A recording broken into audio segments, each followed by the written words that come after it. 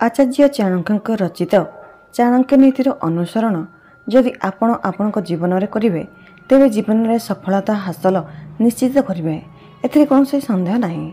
वर्तमान समय बंचवाक हेले बा सफल होगाक हेले चाणक्य नीति को अनुसरण करने बहुत जरूरी अटे। तेबे चलंतु जानिबा चाणक्य नीति। जदि आपण को भिडियोटी भल लगी थाए तेबे भिडियोटी को like comment share and subscribe करंतु हेले भिडियोटी समस्त पाखरे पहुँची पारिबो। तेबे चलंतु जानिबा। जेबे व्यक्ति ठारे शक्ति रुहे नहीं से साधु हो जाती। जहाँ पाखरे धन संपत्ति न थाए से ब्रह्मचारी हो जाती। रोगी भगवान को भक्त हो जाए। जेबे स्त्री बुढ़ी हो जाए तो स्वामी प्रति समर्पित हो जाए। सापर दंशन रे विष होइथाए। कीटर मुहरे विष होइथाए। बिछार डंकरे विष होइथाए। किंतु दुष्ट व्यक्तिर पूर्ण रूप से विष भरी होई रहिथाए। अर्थात दुष्ट व्यक्तिर सर्वांगरे विष होइथाए। जो स्त्री निज स्वामीर आज्ञा बिना व्रत रखि थांती और उपवास करथांती सी तांको आयु कम करथाए और निजे नरक को जाइथाए। स्त्री दान दे उपवास रखी और पवित्र जलर पान करी पवित्र होई पारे नहीं। से स्वामीर चरण को धोई और जल को पान करने द्वारा शुद्ध होइथाए। हाथर शोभा गहणारे नुहे दान देवारे होइथाए। चंदन लेप लगाइले नुहे जलरे गाधैबा द्वारा ही निर्मलता आसीथाए। जड़े व्यक्ति भोजन खाइबारे नुहे सम्मान देवारे संतुष्ट होइथाए। मुक्ति निजको सजेबारे होई नथाए आध्यात्मिक ज्ञान को जागृत करिबारे होइथाए। कुंदुरु फल खाइले व्यक्तिर बुद्धि हजि जाए। बचर मूल खाइले बुद्धि फेरी आसे। स्त्री कारणरू व्यक्तिर शक्ति हजि जाए। क्षीर पीले शक्ति फेरी आसे। जार सबु जीव प्रति परोपकार भावना अच्छी से सबु संकट को पराजित कर दे थाए और तांको सबु क्षेत्र रे सबु प्रकार संपन्नता प्राप्त होइथाए।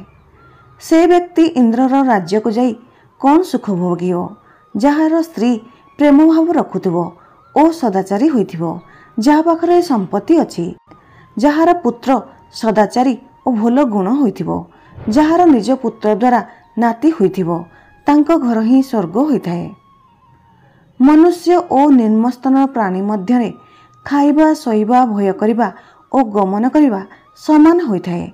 मनुष्य अन्य प्राणी मानक ठारू श्रेष्ठ होइथाए तो ताहा विवेक और ज्ञान पाई होइथाए। एथिपाई जेउ मनुष्यर ज्ञान नहीं से पशुतुल्य अटंती। एही 8 जन अन्यर दुख बुझी पारंती नहीं। राजा, वेश्या, यमराजा, अग्नि, चोर, छोट छुआ, भिकारी और कर आदाय करुवा व्यक्ति। केतकी फूलरे कीट रही से कौन से फल फले नहीं जहाँ खाई हेबो। तार पत्र कंटारे घोड़े होई रही थाए। ताहा तेढ़ा होई बढ़ी थाए पंकरे होई थाए। एथिपाई ताकू सहजरे कहीं पाई पारंती नहीं। किंतु तार अतुलनीय सुगंध कारणरू अन्य पुष्प परी समस्तंकर प्रिय होइथाए। एथिपाई गोटिए भल गुण अनेक खराब उपरे भारी पड़ी थाए। एही कथा गुड़िक मार गर्भरे निश्चित हो जाए। यथा व्यक्ति केते वर्ष बंचिबो, से केउ प्रकार काम करिबो, ता पाखरे केते संपत्ति हेबो, तार मृत्यु केबे हबो। जे व्यक्ति पुत्र मित्र निज संबंधी और साधु को देखि दूरे जाती किंतु जो साधु मानकर अनुसरण करती तांकठारे भक्ति जागृत होइथाए और तांकर सही पुण्य रे तांको सारा कूल धन्य हो जाए। जेमिति माछ दृष्टि रे कइछ ध्यान देई और पक्षी स्पर्श करी निज छुआर पालन करिथांती सेहीपरि संत पुरुषक संगति मनुष्यर पालन पोषण करिथाए। जेबे आपणक शरीर सुस्थ थिबो और आपणक नियंत्रण थिबो सही समय रे आत्म साक्षात्कार उपाय करनेबा उचित। काहेकि ना मृत्यु होई जिबा परे केही किछि करि परिबे नहीं। विद्या अर्जन करिबा यह एक कामधेनु समान होइथाए जहाँ सबु परिस्थिति रे अमृत प्रदान करिथाए। विद्या विदेश रे माता समान रक्षक एवं हितकारी होइथाए। एथिपाई विद्या को एक गुप्त धन बोली कहा जाए जहाँ को केही छड़ेई नहीं परिबे नहीं कि चोरी करि परिबे नहीं। हजारे गुण रहित पुत्र ठारू भल एक गुणी पुत्र हेबा। काहेकि ना गोटिए चंद्रमा ही रात्रिर अंधकार को दूर करिथाए ଯାହା ଅସଂଖ୍ୟ ତାରା ମିଶି କରିପାରନ୍ତି ନାହିଁ। ଆଚାର୍ଯ୍ୟ ଚାଣକ୍ୟ କହିଛନ୍ତି କି ଏକ ଏମିତି ବାଳକ ଯିଏ ଜନ୍ମରୁ ମୃତ୍ୟୁ ହୋଇଯାଇଛି ସେ ମଧ୍ୟ ଭଲ ହୋଇଥାଏ ଏକ ମୂର୍ଖ ଦୀର୍ଘାୟୁ ବାଳକ ଠାରୁ। କାରଣ ପ୍ରଥମ ବାଳକ ଯାହାର ମୃତ୍ୟୁ ହୋଇଯାଇଛି ସେ ଏକ କ୍ଷଣ ପାଇଁ କଷ୍ଟ ଦେଇଥାଏ, କିନ୍ତୁ ଦୀର୍ଘାୟୁ ମୂର୍ଖ ବାଳକ ତାର ବାପା ମାଙ୍କୁ ସାରା ଜୀବନ ଦୁଃଖର ଅଗ୍ନିରେ ଜଳାଇଥାଏ। ଏହି କଥାଗୁଡ଼ିକ ବ୍ୟକ୍ତିକୁ ବିନା ଅଗ୍ନିରେ ଜଳାଇଥାଏ।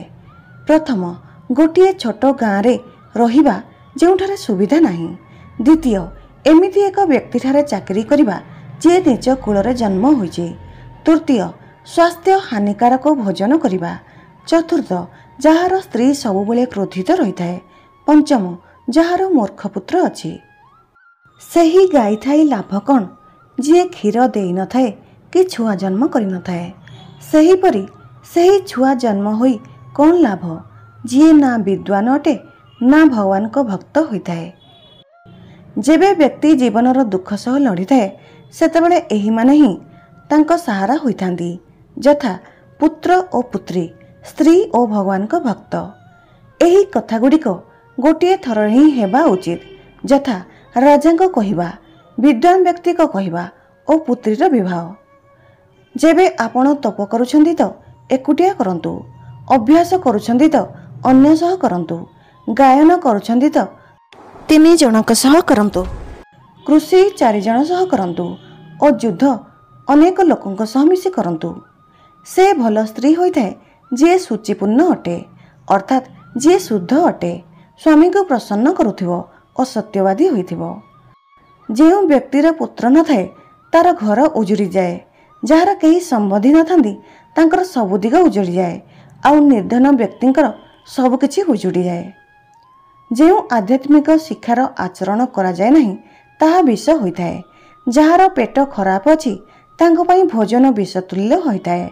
ନିର୍ଦ୍ଧନ ବ୍ୟକ୍ତି ପାଇଁ ଲୋକଙ୍କର କୌଣସି ସାମାଜିକ ଅବା ବ୍ୟକ୍ତିଗତ କାର୍ଯ୍ୟକ୍ରମରେ ଏକାଠି ହେବା ବିଷ ତୁଲ୍ୟ ହୋଇଥାଏ। ଯେଉଁ ବ୍ୟକ୍ତି ପାଖରେ ଧର୍ମ ଓ ଦୟା ନାହିଁ ତାଙ୍କଠାରୁ ଦୂରେଇ ଯାଆନ୍ତୁ। ଯେଉଁ ଗୁରୁ ପାଖରେ ଆଧ୍ୟାତ୍ମିକ ଗୁରୁ ଜ୍ଞାନ ନାହିଁ ତାଙ୍କଠାରୁ ଦୂରେଇ ଯାଆନ୍ତୁ। ଯେଉଁ ସ୍ତ୍ରୀର ମୁଖରେ ସବୁବେଳେ ଘୃଣା ଥାଏ ତାଙ୍କୁ ଦୂରେଇ ଦିଅନ୍ତୁ। ଯେଉଁ ସମ୍ପର୍କୀୟମାନଙ୍କ ପାଖରେ ପ୍ରେମ ନାହିଁ ତାଙ୍କଠାରୁ ଦୂରେଇ ଯାଆନ୍ତୁ। ଏକୁଟିଆ ଭ୍ରମଣ କରିବା ବ୍ୟକ୍ତିକୁ ବୁଢ଼ା କରିଦିଏ। ଯଦି ଘୋଡ଼ାକୁ ସବୁବେଳେ ବାନ୍ଧି ରଖାଯାଏ ତ ସେ ବୁଢ଼ା ହୋଇଯାଏ। ଯଦି ସ୍ତ୍ରୀ ତାର ସ୍ୱାମୀ ସହ ପ୍ରଣୟ କରେ ନାହିଁ ତ ସେ ବୁଢ଼ୀ ହୋଇଯାଏ ଓ ଖରାରେ କପଡ଼ା ରଖିଲେ ପୁରୁଣା ହୋଇଯାଏ। ଏହି କଥାକୁ ଧ୍ୟାନ ଦେଇ ଶୁଣନ୍ତୁ। ଉଚିତ ସମୟ, ଉଚିତ ମିତ୍ର, ଉଚିତ ଠିକଣା, ଟଙ୍କା ରୋଜଗାର କରିବା ପାଇଁ ଉଚିତ ସାଧନ, ଟଙ୍କା ଖର୍ଚ୍ଚ କରିବାର ଉଚିତ ଉପାୟ ହେଉଛି ଆପଣଙ୍କର ଉର୍ଜା ସ୍ତୋତ୍ର ଅଟେ। ବ୍ରାହ୍ମଣ ଅଗ୍ନିରେ ଭଗବାନଙ୍କୁ ଦେଖନ୍ତି। ଭକ୍ତର ହୃଦୟରେ ପରମାତ୍ମାଙ୍କ ବାସ ହୋଇଥାଏ। ଯାହାଙ୍କ ପାଖରେ ଅଳ୍ପ ବୁଦ୍ଧି ଥାଏ ସେ ମୂର୍ତ୍ତିରେ ଭଗବାନଙ୍କୁ ଦେଖିଥାନ୍ତି, କିନ୍ତୁ ଯିଏ ବ୍ୟାପକ ଦୃଷ୍ଟି ରଖୁଥିବା ଲୋକ ହୋଇଥାନ୍ତି ସେ ଜାଣିଥାନ୍ତି କି ଭଗବାନ ସର୍ବବ୍ୟାପୀ ଅଟନ୍ତି। ଆପଣଙ୍କୁ ଏହି ଭିଡ଼ିଓଟି ଭଲ ଲାଗିଲେ please like, comment, share and subscribe କରନ୍ତୁ। ଜୟ ଜଗନ୍ନାଥ।